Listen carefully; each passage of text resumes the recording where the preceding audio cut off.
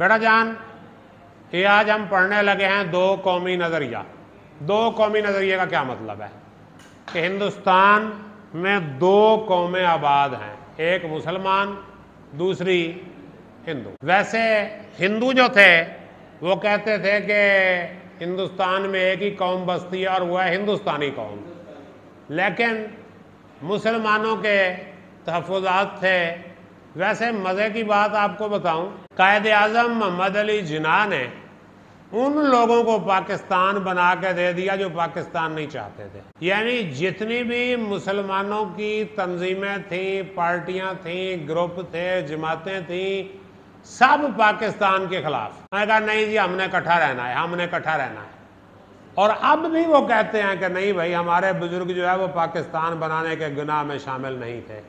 बेटा ऊपर होगी आपकी क्लास, ऊपर होगी क्लास ऊपर। तो हमारे बुजुर्ग जो है पाकिस्तान बनाने के गुनाह में शामिल नहीं थे। ऐसे बंदे भी मौजूद हैं अब पाकिस्तान में जो कहते हैं।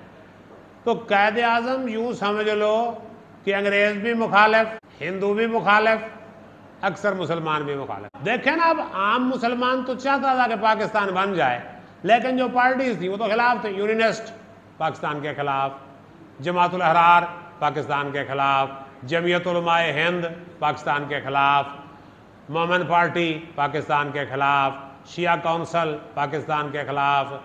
कोई बंदे का पुत्र है ही नहीं जो पाकिस्तान के नाल चलता। पीटीआई तो बाद में बनी है भाई, ये तो 96 में बनी है, 1996 में बनी है। मुस्लिम लीग तो ये थी ना, वो तो चाहती थी ना कि हम पाकिस्तान बनाएं। तो दो कौमी नजरिया पाकिस्तान की बुनियाद है। बरसगीर पाक व हिंद में दो कौमें यानी हिंदू और मुसलमान आबाद थी, जिनकी सियासी, मजहबी, माशरती और माशी अकदार मुख्तलिफ थी। इन दो अक़वाम के नज़रियात बिल्कुल मुख्तलिफ थे, जिनकी बुनियाद इस्लाम और हिंदुज़म पर थी। तहरीक पाकिस्तान की बुनियाद भी दो कौमी नज़रिया था, यानी बरसगीर पाक व हिंद में हिंदू और मुसलमान दो मुख्तलिफ कौमें जो हिंदुज़म और इस्लाम पर ईमान रखती थीं। इन दोनों अक़वाम के तर्ज़ ज़िंदगी और बूदोबाश बिल्कुल मुख्तलिफ थे। इसी दो कौमी नज़रिया की बुनियाद पर मुसलमानों ने हिंद ने अपने लिए अलग रियासत का मुतालबा किया और आखिरकार पाकिस्तान मारज़ वजूद में आ गया। दो कौमी नज़रिया का आगाज़ सैयद अहमद खान के मुतालबा जुदागाना इंतखाबात से हुआ। ये जुदागाना इंतखाबात क्या थे ये मैं आपको बता दूं, पहले भी आप पढ़ चुके हैं जुदागाना इंतखाबात के बारे में। देखें बेटे, एक होते हैं मखलूत इंतखाबात। मखलूत इंतखाबात का मतलब है कि उम्मीदवार खड़ा हुआ, सब उसको वोट दे रहे हैं, ये मखलूत है।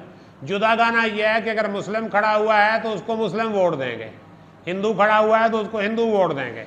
यानी अगर मुस्लिम उम्मीदवार खड़ा हो जाए, वोट सारे दे रहे हैं उसको, तो जाहिर है मुसलमानों ने कुछ मुस्लिम को देने हैं, कुछ हिंदू को भी देने हैं। हिंदुओं ने मुसलमान को नहीं देने वोट, तो कौन जीतेगा? हिंदू जीत जाएगा। तो इसलिए जो जुदागाना इंतखाबात हैं वो इस मामलात में चलते हैं। सैयद अहमद खान ने यह मुतालबा किया था। ये वैसे 1909 में मुतालबा पूरा हुआ था। मुसलमानों के दीगर रहनुमाओं ने वायसराय लॉर्ड मिंटो से शिमला के मकाम पर 1906 में मुलाकात करके इस मुतालबे को दोहराया। इसी मुतालबे की बुनियाद पर मुस्लिम लीग का क़याम अमल में आया। मुस्लिम लीग ने इस मुतालबे को आगे बढ़ाया। कायद-ए-आज़म अल्लामा मोहम्मद इकबाल रहमतुल्लाह अलैह ने 1930 में मुस्लिम लीग के इजलास इलाहाबाद में सदारती खुतबा देते हुए फरमाया कि हिंदुस्तान के शुमाल मगरबी इलाके जहाँ मुसलमान अक्सरियत पर मुश्तमिल हैं, मुसलमानों का एक आज़ाद मुल्क बना दिया जाए। कायद-ए-आज़म रहमतुल्लाह अलैह ने भी इस नज़रिए को आगे बढ़ाया और 1940 में लाहौर के मुस्लिम लीग के सालाना इजलास में दो कौमी नज़रिया की वजाहत करते हुए मुसलमानों के लिए अलग मुल्क का मुतालबा किया। इस जलसा में मुतफ़िका तौर पर करारदाद मंजूर हुई, जिसे करारदाद लाहौर या करारदाद पाकिस्तान का नाम दिया गया। इसको अमली जामा पहनाते हुए कायद-ए-आज़म रहमतुल्लाह अलैह ने 1947 में पाकिस्तान बनाया। लो मेरे बच्चे, ये हो गया आपका टॉपिक। कोई इसके हवाले से सवाल जहन में आता है तो आप कर सकते हैं, टेक दिस। लेकिन कोई ऐसा सवाल ना करना कि वीगो डाला आ जाए मुझे उठाने के लिए।